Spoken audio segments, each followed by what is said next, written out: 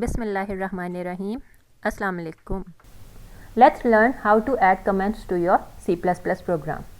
Comment हमारे C++ programme में same वही रोल प्ले करते हैं जैसे जब हम बुक पढ़ रहे होते हैं तो बुक के अंदर हम कोई नोट्स ऐड करते हैं तो हम वो नोट्स वहाँ पे ऐड करते हैं. They are actually not the part of your book, लेकिन दे आर हेल्पफुल और वो हमें कोई एक अच्छी इन्फॉर्मेशन कन्वे कर रहे होते हैं.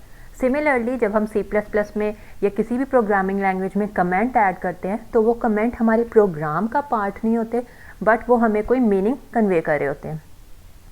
Now let's discuss how to add comments to your program. There are different ways to add comment to your program. हम सबसे पहले सिंगल लाइन कमेंट की बात करते हैं. सिंगल लाइन कमेंट जब आप ऐड करोगे तो हम फॉरवर्ड / को 2 दफ़ा टाइप करते हैं और उसके बाद हम लिख देंगे this is single line comment. जब आप ये लिखोगे तो इस पर्टिकुलर लाइन के अंदर जो भी आपने सेंटेंस या जो भी चीज़ लिखी है वो आपका ऑपरेटिंग सिस्टम उसको नहीं पढ़ेगा. That is not part of your program, लेकिन वो हमारे लिए कोई मीनिंग कन्वे कर रहा होगा. समटाइम्स क्या होता है हमारे पास एक से ज़्यादा लाइन का कमेंट आ रहा होता है. लेट्स से हमारा कमेंट मोर देन 1 लाइन के ऊपर कंसिस्ट करता है. फॉर एग्जाम्पल मैं यहाँ एक स्टेटमेंट लिख रही हूँ, this is multi line comment. अब ये मेरे पास आप देखो एक से ज़्यादा लाइन के ऊपर है. अब इसको अगर मुझे कमेंट करना है तो एक मेथड तो ये है कि मैं इसको कमेंट करने के लिए हर लाइन के आगे जाऊँ और वहाँ पे मैं फॉरवर्ड / डालती जाऊँ, but this is not easy. So हमने जब मल्टी लाइन कमेंट करना होता है तो हम उसका पर्टिकुलर मेथड यूज़ करते हैं. दैट इज़ आप फॉरवर्ड / प्रेस करो, स्टैरिक का बटन लगाओ, उसके बाद जहाँ पे आपको कमेंट फिनिश करना है स्टैरिक का साइन लगाएंगे हम वहाँ पे और फिर आप फॉरवर्ड / लगा दोगे. सो दिस इज़ हाउ ये मेरा मल्टी लाइन कमेंट बन जाएगा. सिंगल लाइन के लिए जिस पर्टिकुलर लाइन को कमेंट करना है 2 टाइम फॉरवर्ड / और जब आपने मल्टी लाइन करना है तो हम ये वाला मेथड यूज़ करेंगे. Let's discuss a shortcut way to comment और uncomment your any statement. Let's say मेरे पास यही वाली मल्टी लाइन स्टेटमेंट्स हैं. मैंने इनके आगे से मल्टी लाइन स्टेटमेंट कमेंट को हटा दिया. अब मुझे 4 लाइनों को कमेंट करना है. सिंपल क्या करो, सेलेक्ट करो, कंट्रोल फॉरवर्ड / प्रेस करोगे, सारी लाइंस आपकी कमेंट हो जाएंगी. और अगर मैंने इन्हीं पर्टिकुलर लाइंस को दोबारा से अनकमेंट करना है, लेट्स से मैं इन सब को अनकमेंट करना चाहती हूँ, सेलेक्ट करो, कंट्रोल फॉरवर्ड / करोगे, आपका ये सारा अनकमेंट हो जाएगा. So that's how we can comment और uncomment any statement of your program. Now let's move on towards the important concept of your programming, that is variables. So जब हम वेरिएबल की बात करते हैं तो वेरिएबल का कंसेप्ट एग्जैक्टली सेम है जैसे आपका मैथ में हमने पढ़ा हुआ है. आपको याद होगा आपने पढ़ा था मैथ में कुछ इस तरह की equation, sum is equals to a + 10. यहाँ पे a के अंदर हम कोई भी वैल्यू देते हैं और उस वैल्यू के अकॉर्डिंग हम उनको ऐड करते हैं. लेट्स से अगर मेरे a की वैल्यू 10 है तो मेरा सम हो जाएगा 20. अगर मेरे a की वैल्यू 9 है तो मेरा सम हो जाएगा 19. यहाँ पे हमारे सम और a की वैल्यू वेरी कर रही है. हम जो वैल्यू a में डालेंगे उसके अकॉर्डिंग हमारे सम की वैल्यू आ जाएगी. सो हेयर हम कहते हैं हमारा सम और a ये दोनों वेरिएबल्स हैं. As their value changes so हम इनको वेरिएबल कंसीडर करते हैं. लेकिन अगर आप यहाँ पे 10 को देखो तो 10 एक ऐसा नंबर है जो हमेशा यही रहेगा, वो चेंज नहीं होता. तो जो नंबर हमारा चेंज नहीं होता हम उसको कहते हैं दैट इज़ अ कांस्टेंट. सो इस इक्वेशन में सम एंड a आर वेरिएबल्स और 10 जो नंबर है वो एक कांस्टेंट है. जब हम कंप्यूटर की टर्म्स में वेरिएबल की बात करते हैं तो आप कंसीडर करो ये आपके पास आपके कंप्यूटर की मेमोरी है. इस कंप्यूटर की एक मेमोरी के अंदर एक लोकेशन है, उस लोकेशन को हम कहते हैं दैट इज़ वेरिएबल. वो लोकेशन टेम्पररी हमारे डाटा को स्टोर करती है. लेट्स कंसीडर हमारी मेमोरी के अंदर एक ये वेरिएबल है और इस वेरिएबल के अंदर हमने डाटा रखा हुआ है दैट इज़ 1. हमारा ये वेरिएबल की वैल्यू चेंज भी हो जाती है. जो पहले 1 थी अब उसी वेरिएबल की जगह हमने न्यू वैल्यू रख दी that is 2. We can even update this value up to 99 और एनी नंबर और एनीथिंग, हम कुछ भी यहाँ पे रख सकते हैं. लेट्स कंसीडर ये हमारी कंप्यूटर मेमोरी है. हमारी कंप्यूटर मेमोरी छोटे छोटे सेल्स और you can say memory location में डिवाइडेड होती है. हर सेल का साइज़ सेम होगा. सो हम यहाँ पे कहते हैं हमारे यहाँ पे सेल का साइज़ होता है 1 byte. Each and every cell, अगर आप इस सेल को देखो ये भी 1 बाइट है, अगर हम इस सेल को देखें ये भी 1 बाइट होगा. Every cell is of 1 byte. Now let's say हमारे पास हमारे मेमोरी के अंदर मल्टीपल सेल्स एग्जिस्ट करते हैं. I want to locate any particular cell, मेरा ये वाला जो सेल है मैंने इसको लोकेट करना है। In order to locate a cell in your memory हम दो मेथड यूज़ करते हैं, दैट इज़ इधर आप उसका नेम यूज़ कर लेते हो या आप उसका मेमोरी एड्रेस यूज़ कर लेते हो। जब हम नेम की बात करते हैं तो किसी भी सेल के नेम को हम कहते हैं that is known as the variable. Variable is a name of any memory location. Let's take a daily life example. हमें KFC पे जाना है। जब आपने KFC पे जाना होता है there are two methods to locate that particular address. या तो हम सिंपल कह देते हैं कि MM आलम रोड पे जो KFC है आप उस पर चले जाओ, या अगर हमें एग्जैक्ट उसका एड्रेस पता है, लेट्स से हम कहते हैं हमें 123 MM आलम रोड लाहौर पे जाना है, तो या तो हम कह देते हैं हमें KFC जाना है या हम एड्रेस बता देते हैं। So there are two ways to locate it. Similarly हम अपने मेमोरी सेल के अंदर भी या तो उसको नाम से लोकेट कर लेते हैं या उसके एड्रेस से। और जब हम नेम की बात करते हैं तो नेम इज़ बेसिकली वेरिएबल। अब जब हम वेरिएबल्स की बात कर रहे होते हैं तो हम अपने वेरिएबल के अंदर डिफरेंट टाइप ऑफ डाटा रख सकते हैं। यही नहीं है कि हम हमेशा उसके अंदर नंबर्स रखते हैं, नंबर के अलावा भी हम डाटा रख सकते हैं। फॉर एग्जांपल हम उसके अंदर 1 स्टोर कर सकते हैं, हम C++ ईजी स्टोर कर सकते हैं, सबा स्टोर कर सकते हैं, 34.877 नंबर स्टोर कर सकते हैं, कोई पर्टिकुलर साइन है दैट इज़ डॉलर का साइन वो स्टोर कर सकते हैं, आप अल्फ़ाबेट स्टोर कर सकते हो। These are all different types of data which we can store in any variable. अब जब हमारे पास डाटा डिफरेंट होगा तो हमारा नेक्स्ट कंसेप्ट आ जाता है कि हमारे डाटा का साइज़ भी डिफरेंट है। अब आप कंसीडर करो आपके पास ये जो चीज़ है इसका साइज़ छोटा होगा, अगर मैं इस पूरे लंबे सेंटेंस को देखूँ तो इसका साइज़ बड़ा होगा। Size of this number will be different from this one. जिस तरह हमारे डाटा की टाइप डिफरेंट होती है उसी तरह हमारा उसका साइज़ भी डिफरेंट होता है। चलो अब वेरिएबल की एग्जांपल थोड़ी हम डेली लाइफ में लेते हैं। हमारे किचन के अंदर different size of containers exist करते हैं। किसी कंटेनर के अंदर शुगर होती है, किसी के अंदर सॉल्ट होता है, किसी के अंदर फ्लोर होता है। तो हम एक मेथड तो आइडेंटिफाई करने का ये होता है कि हम साइज़ से आइडेंटिफाई कर लेते हैं कि बड़े वाले में आपका आटा हो सकता है, छोटे वाले में आपकी शुगर हो सकती है।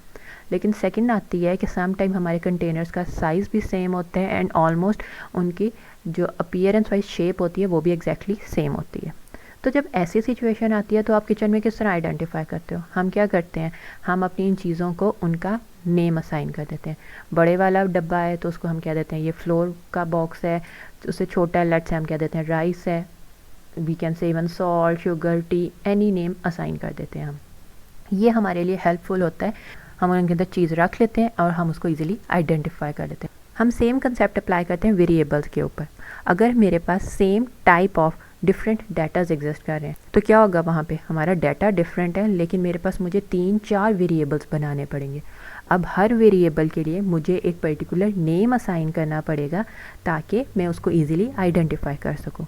अगर मेरा साइज़ डिफरेंट है दैट्स गुड, लेकिन हम स्टिल क्या करते हैं, हम उनको नेम असाइन कर देते हैं so that we can easily identify कि इस वेरिएबल या इस लोकेशन के ऊपर मेरा ये डाटा पड़ा हुआ है। अब कुछ इंपॉर्टेंट डाटा टाइप्स हम डिस्कस कर लेते हैं। सबसे पहले हम बात करते हैं इंटीजर की। इंटीजर का मतलब है कि इसके अंदर आपके पास होल नंबर्स आएंगे, दैट इज़ 7, 11, 101, 1000। यहाँ पे हमारा हमेशा नंबर होल आता है। उसके बाद हमारे पास नेक्स्ट डेटा टाइप आती है फ्लोट। फ्लोट का मतलब है ऐसा नंबर जिसके अंदर डेसिमल आ रहा है, 1.7, 3.14, 99.989। These are all different type of float. जब आप करैक्टर की बात करते हो तो करैक्टर के अंदर हमारे पास अल्फ़ाबेट आ सकते हैं, स्पेशल साइंस आ सकते हैं, डॉलर का साइन आ गया, @ का साइन आ गया, मेरे पास ब्रैकेट्स का सिंबल आ गए। These all are the type of characters. उसके बाद हमारे पास नेक्स्ट डेटा टाइप आती है बूलियन। बूलियन में मेरे पास सिर्फ 2 ऑप्शंस होती हैं, दैट इज़ ईदर 0 और 1। 0 को हम कंसीडर करते हैं फॉल्स और 1 को कंसीडर करते हैं ट्रू, कि ये वाली ऐसी डेटा टाइप है जो या तो सिर्फ ट्रू हो सकती है या फॉल्स हो सकती है, इसमें हमारे पास थर्ड ऑप्शन नहीं होती। Let's consider an example. ये हमारे पास एक कंप्यूटर मेमोरी है। इस मेमोरी के अंदर मेरे पास मल्टीपल सेल्स हैं और हर सेल का साइज़ 1 बाइट है। अब इसके अंदर जब मैं डाटा स्टोर करने लगूंगी तो वो हर डिफरेंट टाइप ऑफ डाटा अपने कोरिस्पॉन्डिंग साइज़ के अकॉर्डिंग यहाँ से सेल्स को पिक कर लेगा। लेट्स कंसीडर अगर मैं इंटीजर डेटा टाइप स्टोर करना चाहती हूँ तो इंटीजर का साइज़ होता है 4 बाइट, वो 4 बाइट लेगा। सो एज अ रिज़ल्ट क्या होगा, वो यहाँ से 4 बाइट्स या 4 सेल्स को ऑक्यूपाई कर लेगा। अगर मैं करेक्टर को स्टोर करना चाहती हूँ तो character data type requires 1 byte, वो कहीं पे भी जाके 1 बाइट को ऑक्यूपाई कर लेगा। If we want boolean, boolean again needs only 1 byte, so वो कोई भी एक सेल ऑक्यूपाई करेगा। And then for float we again need 4 bytes. So जो हमारी डिफरेंट डेटा टाइप्स आती हैं, integer require 4 byte, float also require 4 byte, and for character and boolean data type we just need 1 byte. चलो वही वाली example दोबारा consider करते हैं जहां हम दो नंबर्स का सम ले रहे थे। हमने कहा था हमारे पास एक वेरिएबल a है और दूसरा वेरिएबल सम है। तो हमारी मेमोरी में क्या होता है, हमारी मेमोरी में एक हमारी लोकेशन आ जाती है, उस लोकेशन का नाम हम रख देते हैं a और दूसरी लोकेशन का नाम हम रख देते हैं सम। उसने दो वेरिएबल्स बना लिए। अब यहाँ पे हमारे पास उनका कोई डेटा नहीं है। जब हम उनका डेटा असाइन करते हैं तो क्या होगा, हमारे वेरिएबल के अंदर a के अंदर 10 आ जाएगा और सम के अंदर हमारा 20 आ जाएगा। जब हम अपने वेरिएबल्स की वैल्यू को अपडेट करेंगे, जैसे कि हमने यहाँ पे कहा कि अब a की वैल्यू 9 हो जाए और सम उसके अकॉर्डिंग 19 हो जाएगा, सो क्या होगा, हमारे a वेरिएबल की वैल्यू अपडेट हो जाएगी 9 एज वेल एज हमारा सम भी अपडेट हो जाएगा। अपडेट का मतलब है कि हमारे वेरिएबल्स की वैल्यू ओवरराइट हो जाएगी। अब जो पिछली वैल्यू थी दैट वाज a में हमारे पास 10 था, वो अब ओवरराइट हो गया, डिस्कार्ड हो गया। We can never get our previous value back. अब जो लेटेस्ट अपडेटेड वैल्यू है हमारे पास सिर्फ वही रहेगी। सो जब भी हम अपनी न्यू वैल्यू वेरिएबल के अंदर स्टोर करते हैं तो हमारी प्रीवियस वैल्यू ओवरराइट हो जाती है and we can never get it back. Let's move to visual studio. Now we will learn कि हम अपनी प्रोग्रामिंग में वेरिएबल्स को किस तरह से क्रिएट करते हैं और उनको किस तरह से यूज़ करते हैं। C++ प्रोग्रामिंग में वेरिएबल क्रिएशन 2 पार्ट्स में डिवाइडेड है। First part is the declaration of your variable. Declaration में हम सबसे पहले ये आइडेंटिफाई करते हैं कि हमने जो वेरिएबल बनाना है उसकी टाइप कौन सी है। हम सबसे पहले होल नंबर्स के लिए जो डेटा टाइप यूज़ होती है that is int data type, उसको डिस्कस करेंगे। जब हम वेरिएबल डिक्लेयर करने लगते हैं तो सबसे पहले हम अपनी डेटा टाइप लिखते हैं। मैंने यहाँ पे सबसे पहले अपनी डेटा टाइप इंट लिखी है। इंट रिप्रेजेंट करती है इंटीजर को। दैट मीन्स अब मैं जो भी वेरिएबल बनाऊंगी उसके अंदर मैं सिर्फ होल नंबर्स रखूँगी। डेटा टाइप रखने के बाद हम वहाँ पे अपने वेरिएबल का नाम रखते हैं। लेट्स से मैंने अपने वेरिएबल का नाम लिख दिया है num1, that is representing number 1। ये दो पार्ट हमारे कंप्लीट हो गए कि आपने अपनी एक डेटा टाइप बता दी और उसका नाम बता दिया। आफ्टर दैट हम अपने वेरिएबल की डिक्लेरेशन को टर्मिनेट करते हैं with the help of a semicolon. So this is the step जहाँ पे हम अपने वेरिएबल की डिक्लेरेशन करते हैं। तो हमने अपने कमेंट में बता दिया कि हमने यहाँ पे वेरिएबल डिक्लेरेशन की है। वेरिएबल को डिक्लेयर करने के बाद हमारा सेकेंड स्टेप आता है, हम अपने वेरिएबल को कोई वैल्यू असाइन करते हैं, उसको कोई वैल्यू देते हैं। In order to assign a value हम अपने वेरिएबल का नाम लिखते हैं। आप देखो मैंने नम लिखा है तो उसने मुझे प्रेडिक्ट कर दिया। I can even use my prediction. मेरा num1 था वेरिएबल, वो लिखा। फिर हम इक्वल्स का बटन टाइप करेंगे एंड देन हम उसको कोई भी वैल्यू दे सकते हैं। लेट्स से मैंने 80 वैल्यू दे दी एंड देन आप अपनी स्टेटमेंट को टर्मिनेट करोगे with semicolon. So this is the part जहाँ पे हमने उसको वैल्यू असाइन की। प्रोग्रामिंग लैंग्वेज में इस चीज़ को हम कहते हैं इनिशियलाइजेशन। आपने किसी वेरिएबल को वैल्यू असाइन की, so this is your initialization. This is the part declaration and this one is the statement जहाँ हमने वैल्यू असाइन किया, उसको आप कहते हो initialization. There is another way to declare and initialize your variable. Let's say मैं अपने एक और वेरिएबल क्रिएट कर रही हूँ। वेरिएबल मैंने रखा टाइप इंट, उसका मैंने नाम रखा num2, मेरा एक और वेरिएबल आ गया। सो अब मैंने डिक्लेरेशन और इनिशियलाइजेशन एक ही लाइन पे करनी है। इंस्टेड ऑफ 2 सेपरेट लाइंस जो मैंने यहाँ पे किया था, अब मैं सेम लाइन पे करना चाहती हूँ। जब सेम लाइन पे करना चाहते हो, अब वेरिएबल का टाइप लिखो, नाम लिखो, उसके बाद आप इक्वल्स टू का बटन प्रेस करके whatever the value you want to assign हम वहाँ पे लिख देते हैं एंड देन स्टेटमेंट को टर्मिनेट करोगे with semicolon. So there are 2 ways to declare and initialize your variable. या तो आप उनको 2 लाइनों में कर दो या आप उसको सिंगल 1 लाइन में कर दो। They both will perform in a same way. चलो हमने अपने वेरिएबल्स को वैल्यू असाइन कर दी। अब सेकंड काम ये करते हैं, हम अपने वेरिएबल्स की वैल्यू को प्रिंट करते हैं। Till now you will be a pro how to print values on the screen. अब हम अपने वेरिएबल्स की वैल्यू को प्रिंट करेंगे। वी नो कि जब भी हमें कुछ प्रिंट करना होता है तो हम सी आउट स्टेटमेंट यूज़ करते हैं। सो हम यहाँ पे अब अपनी सी आउट स्टेटमेंट लिखेंगे, that is cout. Then हमारे लेस देन के साइन आ जाएंगे। और जब भी हमें कुछ हार्ड कोड करना होता था हार्ड कोड करने के लिए हम क्या करते थे, हम डबल कोटेशन डालते थे और इस कोटेशन के अंदर जो भी चीज़ आप लिखते थे वो एज इट इज़ प्रिंट हो जाती थी। लेकिन अब यहाँ पे डिफरेंस ये है कि हमें कोई हार्ड कोडेड वैल्यू नहीं प्रिंट करनी, हमें वो वैल्यू प्रिंट करनी है जो इस वेरिएबल के अंदर है। So in order to print the value of a variable हम यहाँ पे सिंपल वेरिएबल का नाम लिख देंगे। मैंने वेरिएबल का नाम लिख दिया। इसके बाद अब हम अपने सेकंड वेरिएबल का नाम लिखते हैं। अगेन सेम मेथड, आप सी आउट लिखोगे, उसके बाद अपने वेरिएबल का नाम लिख दोगे। अब हम इस कोड को रन करके देखते हैं कि हमारे पास आउटपुट क्या आता है। आप सेव करके रन करो, आप देख सकते हो यहाँ पे उसने प्रिंट कर दिया 80 67, जबकि हमारे फर्स्ट वेरिएबल की वैल्यू 80 थी और सेकंड की वैल्यू 67 थी। उसने दोनों वैल्यूज़ को सेम लाइन पे प्रिंट कर दिए।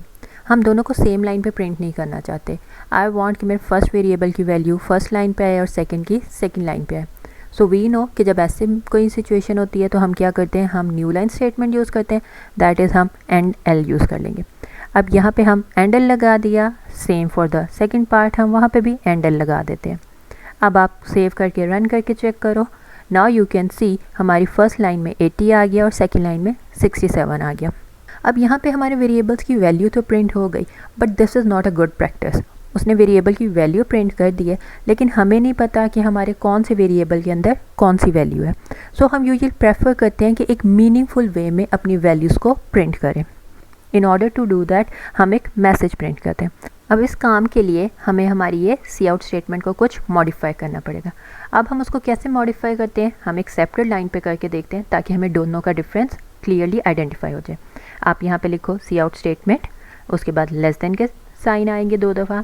अब यहाँ पे हमें एक कोई particular message as it is print करना है। आप करोगे डबल कोटेशन का साइन और हम यहाँ पे लिख देंगे value of num1 is equals to, we all know ये message as it is print हो जाएगा। हम यहाँ पे इसको टर्मिनेट कर देते हैं। लेकिन अब इसने ये मैसेज तो कन्वे कर दिया, हमें अब ये जो पर्टिकुलर वेरिएबल था उसकी वैल्यू भी प्रिंट करें।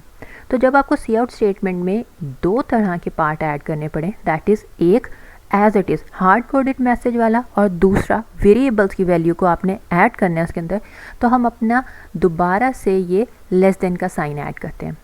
अब इसका मतलब है कि I want to print something else. अब मुझे यहाँ क्या प्रिंट करना है, मैंने यहाँ पे num1 the name of my variable लिख दिया।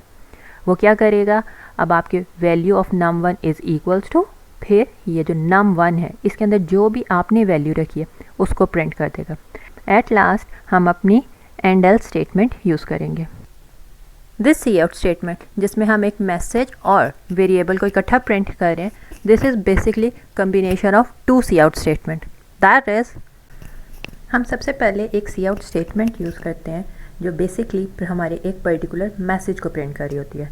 दैट इज़ हमने जो मैसेज प्रिंट किया था वैल्यू ऑफ num1, उसको हम यहाँ कोटेशन मार्क में एज इट इज़ लिख देते हैं। ये क्या करेगा, हमारे मैसेज को एज इट इज़ प्रिंट कर देगा। हम इसको टर्मिनेट करेंगे और उसके बाद हम सेकेंड लाइन में अपनी सेकेंड स्टेटमेंट को प्रिंट करते हैं। हम सी आउट यूज़ करेंगे और सी आउट के बाद हम अपने वेरिएबल का नाम लिख देंगे। दैट इज़ नंबर 1 हमने लिख दिया num1 and we will use end line statement here. हमने अपनी 2 स्टेटमेंट्स बना ली यहाँ पे। अब ये दोनों स्टेटमेंट्स क्या करेंगी, ये वाली स्टेटमेंट सबसे पहले हमारा वैल्यू ऑफ num1 को एज इट इज़ आपके कंसोल पर प्रिंट कर देगी। उसके बाद जो ये नेक्स्ट सी आउट स्टेटमेंट है ये num1 वेरिएबल के अंदर जो वैल्यू है उसको प्रिंट करेगी जो हमारे पास 80 है। And then end L statement हमारी न्यू लाइन पे हमें मूव कर देगी। So instead of using 2 different statements to print a 1 message, हम यूजुअली प्रेफर करते हैं हम एक सिंगल स्टेटमेंट यूज़ करें। अब उसको 2 स्टेटमेंट्स को एक सिंगल स्टेटमेंट में कन्वर्ट हम कैसे करते हैं, हम सेकेंड स्टेटमेंट का ये सी आउट रिमूव कर देते हैं और उसके बाद जो फर्स्ट स्टेटमेंट है उसका ये सेमीकोलन हम दैट इज़ टर्मिनेटर रिमूव कर देते हैं। अब आप ये देखो ये दोनों स्टेटमेंट्स मिल के एक सिंगल स्टेटमेंट बन गई है। सो इन दोनों स्टेटमेंट को 2 अलग-अलग लाइन्स पे रखने की बजाय हम प्रेफर करते हैं हम उनको एक सिंगल लाइन पे शिफ्ट कर दें। दैट इज़ ये जो मेरी सेकंड स्टेटमेंट है मैं इसको अपनी फर्स्ट लाइन पे ले जाऊंगी, तो आप देखो ये दोनों एक सिंगल स्टेटमेंट बना देंगी। सो दैट्स हाउ हम 2 डिफरेंट स्टेटमेंट्स को कंबाइन करके 1 सिंगल सी आउट स्टेटमेंट बनाते हैं। चलो इसको सेव करके रन करके हम पूरा डिफरेंस देखते हैं। अब यहाँ पे आप देखो उसने आपको आउटपुट में 3 लाइनें शो की। क्यों शो की? Because we have 3 cout statement. सबसे पहले सी आउट स्टेटमेंट क्या करी थी? वो num1 जो उसकी वैल्यू 80 थी वेरिएबल की, उसने वो प्रिंट कर दी। और सेकंड मैसेज अब आप देखो उसने किया value of num1 is equals to, ये उसने इतना part is as it is print कर दिया। और यहाँ ये जो num1 था ये लफ्ज़ प्रिंट करने के बजाय उसने उसकी वैल्यू प्रिंट कर दी, दैट इज़ 80। वो हमारे पास यहाँ पे आ गई। उसके बाद आप अपनी थर्ड स्टेटमेंट देखो, वहाँ पे उसने सिंपल क्या किया, ये num2 की जो वैल्यू थी, क्या वैल्यू थी 67, उसने वो प्रिंट कर दी।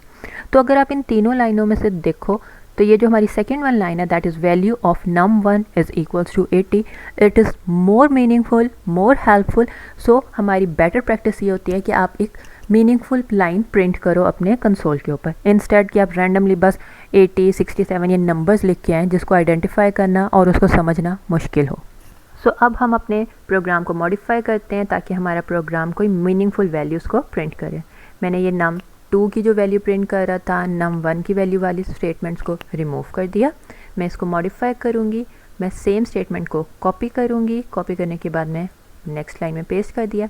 अब मैं करूँगी वैल्यू ऑफ num1 को मैं मॉडिफाई करके num2 कर दूँगी, और क्योंकि यहाँ पे मुझे वेरिएबल num2 की वैल्यू प्रिंट करनी है, so I will modify the name from num1 to num2। आप प्रोग्राम को सेव कर दो और रन करके देखो। Now our program is much more meaningful than the previous one.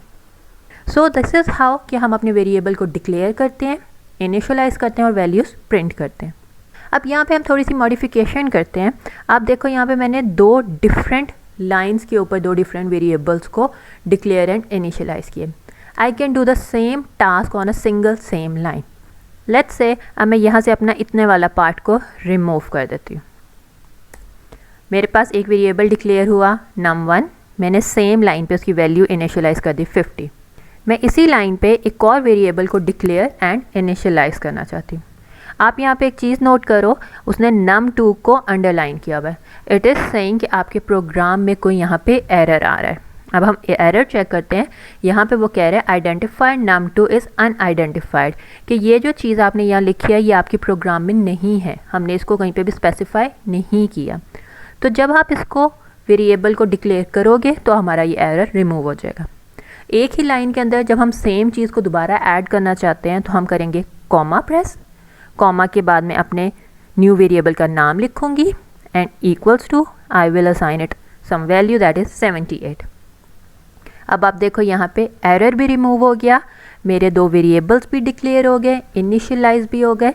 हम उसको रन करके उसको चेक करते हैं। हमने सेव किया, रन करके देखा तो आप चेक करो आपका आउटपुट शो हो गया। अब यहाँ पे एक पॉइंट बहुत इंपॉर्टेंट है कि मैं एक ही लाइन के ऊपर 2 या 2 से ज़्यादा वेरिएबल डिक्लेयर और इनिशियलाइज उस टाइम पे कर सकती हूँ if they have the same data type. Int था, मुझे पता है मेरी सारे वेरिएबल्स इंट टाइप के हैं, तो मैंने कॉमा से उनको सेपरेट किया, उनको वैल्यू असाइन की and so on. But usually it's a good practice in order to avoid some mistakes and error, instead of initializing and declaring the variable of same line, prefer किया जाता है कि आप different line के ऊपर अपने variables को declare करो और initialize करो। So that's how हम अपने variables को declare and initialize कर सकते हैं। अब यहाँ पे हम एक और चीज़ चेक करते हैं। यहाँ पे अगर मैं यहाँ अपने वेरिएबल को कोई वैल्यू असाइन नहीं करती, लेट्स से मैंने num2 वेरिएबल को कोई वैल्यू असाइन नहीं की, लेकिन num1 वेरिएबल को मैंने वैल्यू इनिशियलाइज़ की है। आप इसको रन करके देखो, जब हम कोड को रन करेंगे सो एज अ रिज़ल्ट क्या होगा, उसने मुझे num1 की वैल्यू तो 50 दे दी, लेकिन num2 की उसने कोई रैंडम वैल्यू दी है। ये उसने इसलिए किया है क्योंकि जब तक आप अपने वेरिएबल को इनिशियलाइज़ नहीं करते तो आपकी वेरिएबल के अंदर गार्बेज वैल्यू एग्जिस्ट करती है, वो कोई भी रैंडमली वैल्यू आपको दे देता है। So that's a garbage value. तो जब भी हम C++ लैंग्वेज में काम कर रहे होते हैं हमें अपने वेरिएबल्स को इनिशियलाइज़ करना पड़ता है। अगर आपके पास इनिशियली उसकी कोई वैल्यू नहीं होती सो इट्स प्रेफर्ड कि आप उसको 0 से इनिशियलाइज़ कर दो। उसके बाद जब आप उसको रन करके चेक करोगे यू कैन सी हमारे पास वैल्यूज़ वही शो होंगी जो हमने इनिशियलाइज़ की हैं। लेकिन जावा लैंग्वेज ऐसी लैंग्वेज है जो आपके वेरिएबल को खुद ही 0 से इनिशियलाइज़ कर देगी। अगर आपने उसको नहीं भी कोई वैल्यू दी तो आपका वेरिएबल 0 से इनिशियलाइज़ ऑटोमेटिकली हो जाता है। वेयर एज इन C++ हमें ये काम करना पड़ता है। हमने इंटीजर वेरिएबल के बारे में पढ़ लिया। Let's discuss N other data type that is for your decimal numbers. मेरे पास 3.14 है, 5.5 वैल्यूज़ हैं। Those values can not be placed in integer variable. आप चेक करो, अगर मैं ये num2 वेरिएबल की वैल्यू चेंज करती हूँ, 9.9 रखती हूँ, और जब मैं इसको प्रिंट करूँगी तो क्या आंसर आएगा? उसने क्या किया, मुझे सिंपल 9 शो कर दिया, वेयर एज 0.9 को ट्रंकेट कर दिया। क्योंकि ये इंटीजर डेटा टाइप है, इंटीजर डेटा टाइप सिर्फ होल नंबर वाले पार्ट को डील करेगा, डेसिमल पार्ट को स्किप कर देगा। So in order to deal with numbers जिसमें डेसिमल हो, हमें एक और डेटा टाइप चाहिए होती है, that is your float data type.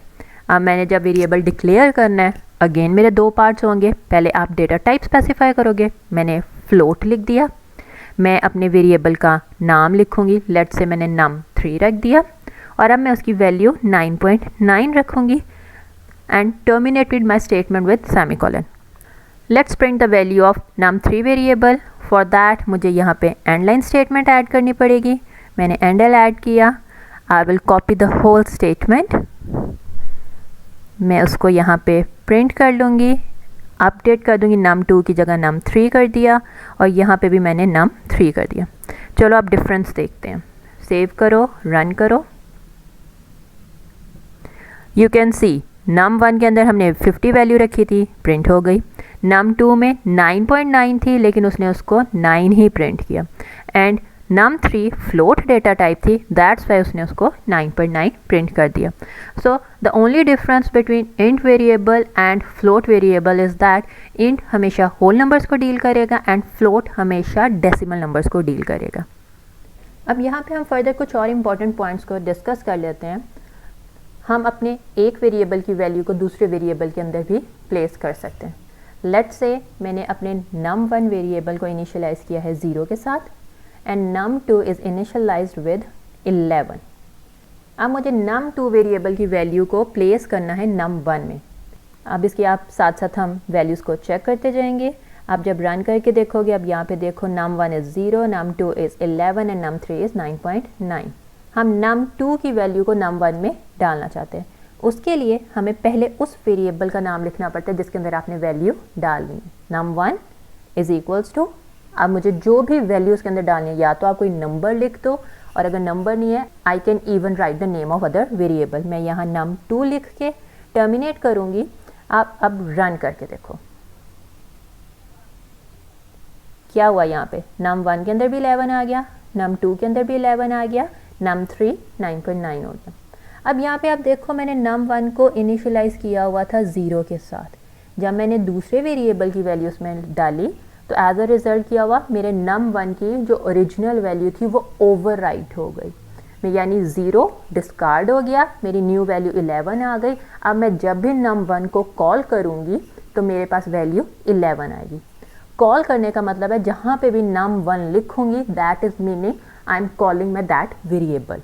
Let's do a quick review. आज के वीडियो में हमने सीखा था कि हम किसी भी वेरिएबल को किस तरह से डिक्लेयर करते हैं और उसको किस तरह से वैल्यू इनिशियलाइज करते हैं। And we have studied 2 different data type, that is integer data type and float data type. अब अगर आप इस प्रोग्राम में देखो तो हमारी 2 ऐसी स्टेटमेंट्स हैं, that is int num1 and float num2। ये दोनों ऐसी स्टेटमेंट्स हैं जहाँ हम अपने वेरिएबल्स को डिक्लेयर करें एंड आफ्टर वेरिएबल डिक्लेरेशन हम उन वेरिएबल्स को कोई वैल्यू असाइन करते हैं। दैट इज़ num1 को हमने 0 असाइन की और num2 को हमने 9.9 असाइन की। This part is known as variable initialization. जब हम वेरिएबल डिक्लेरेशन की बात करते हैं तो डिक्लेरेशन में हम 2 काम करते हैं। पहला, हम अपनी डेटा टाइप स्पेसिफाई करते हैं, जैसे कि यहाँ पे int and float are your data types, और उसके बाद हम अपने वेरिएबल्स का नाम रखते हैं, जैसे कि हमारे पास यहाँ पे num1 एंड num2 है। सो दिस इज़ हाउ हम अपने किसी भी वेरिएबल को डिक्लेयर एंड इनिशियलाइज कर सकते हैं। और उसके बाद हमने अपनी वैल्यूज़ को प्रिंट किया था, जिसके लिए हमने सी आउट स्टेटमेंट यूज़ की। उसमें हमने एक मैसेज प्रिंट किया, that is value of num1 is equals to. ये मैसेज हमारा डबल कोटेशन में है, so as it is print हो जाएगा। और उसके बाद जब हम सिंपल विदाउट कोटेशन अपने वेरिएबल का नाम लिखेंगे, सो एज अ रिज़ल्ट क्या होगा कि वेरिएबल की जो वैल्यू है, जैसे कि यहाँ पे 0 वैल्यू है, सो हमारी वो वैल्यू प्रिंट हो जाएगी। Now let's discuss an important interview question. that is swap the values of variables.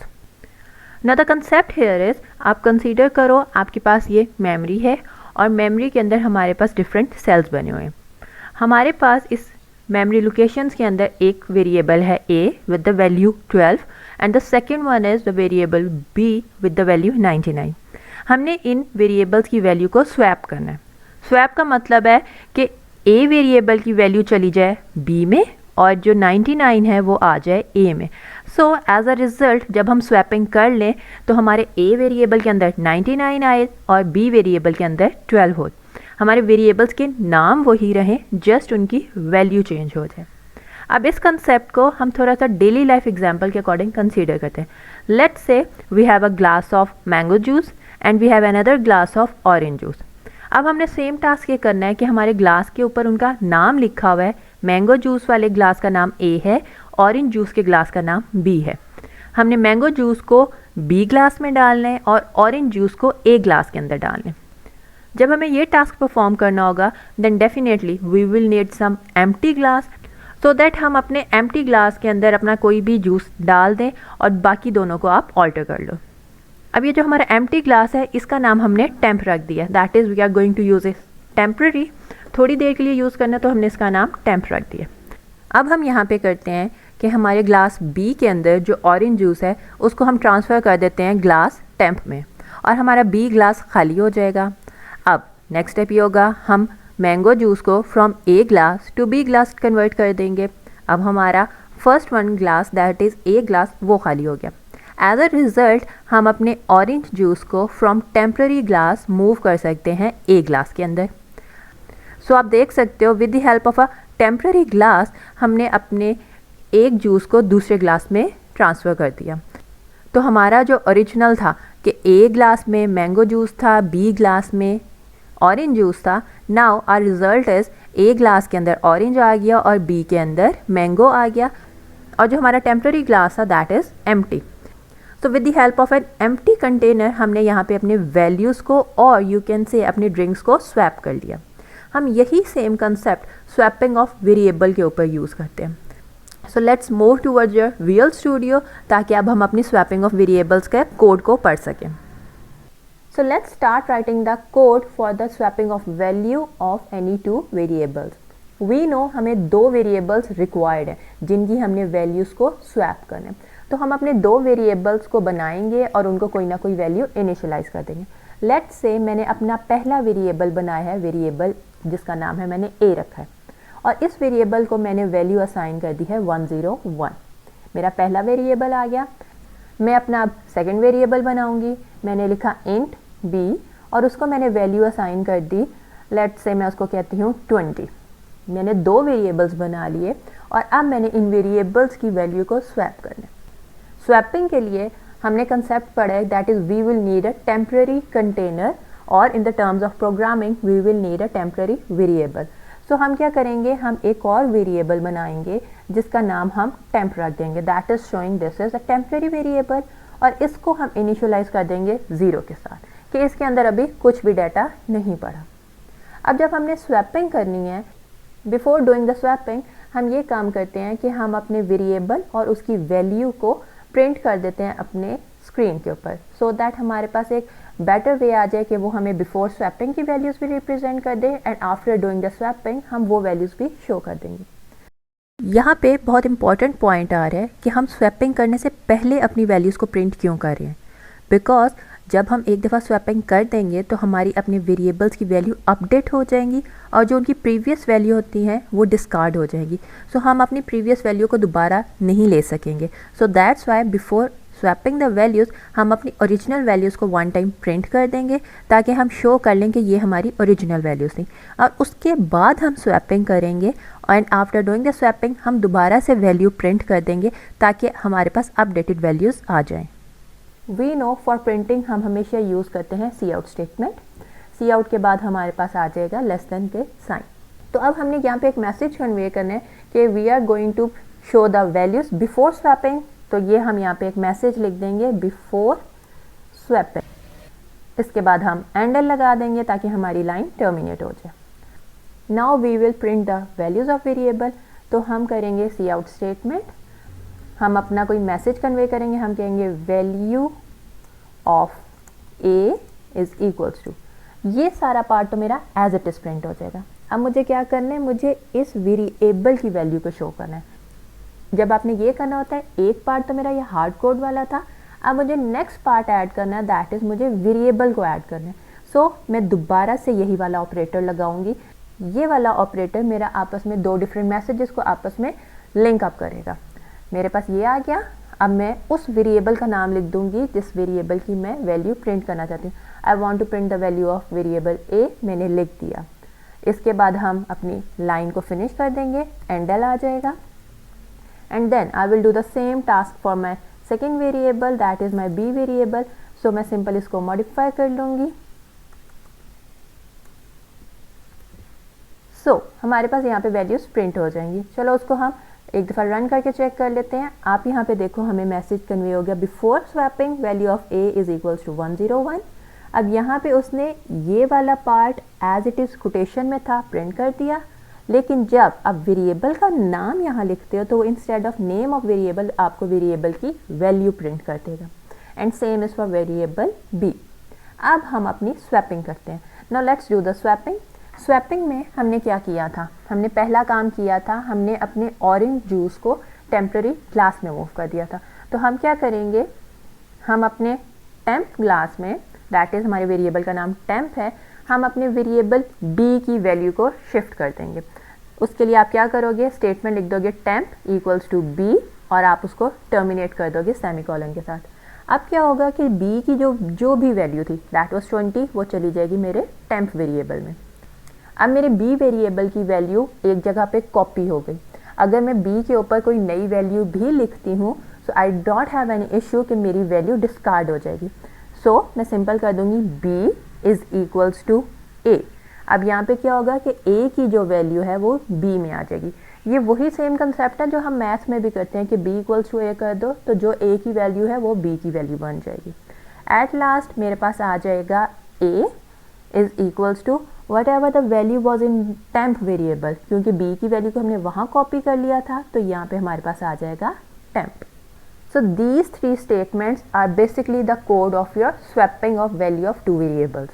हमने स्वैपिंग कर ली, अब हम अपनी वैल्यूज़ को शो करेंगे। Let's copy the same code from here. हम स्वैपिंग के बाद इसको प्लेस करेंगे और यहाँ पे हम लिख देंगे आफ्टर स्वैपिंग। अब आफ्टर स्वैपिंग बाकी सारा हमारा सेम आ जाएगा। आप इसको रन करके देखो, you can see the difference. पहले हमारे पास सिर्फ बिफोर स्वैपिंग थी, अब बिफोर स्वैपिंग के बाद हमारा एक आफ्टर स्वैपिंग का पार्ट आ गया। अब वेरिएबल ए के अंदर मेरी वैल्यू 20 है, वेरिएबल बी के अंदर मेरी वैल्यू 101 है। You can clearly see that basically हमने ए को 101 से इनिशियलाइज कराया था, but now the value of a is 20. So that's how the swapping of any 2 variables work. So that's all for today. If you have any query, आप comment section में share करो. I will try to answer your questions. If you like the video, do share it with your friends and subscribe my channel.